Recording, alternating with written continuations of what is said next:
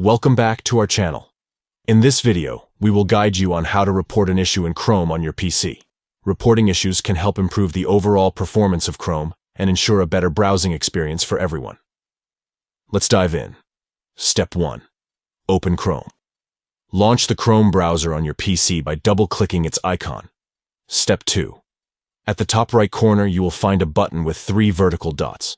Click on it to open a drop-down menu. Step 3. Hover your cursor on Help in the drop-down menu. Another menu will appear. Step 4. Select Report an Issue from the second menu. This will open a new tab with the Chrome feedback page. Step 5. On the feedback page, you can write the details of the issue you're experiencing. Be as specific as possible to help the Chrome team understand and address the problem.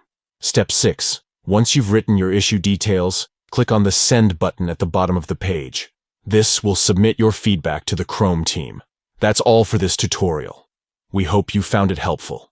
If you did, please give this video a thumbs up and subscribe to our channel for more tech-related content. Thank you for watching, and we'll see you in the next video.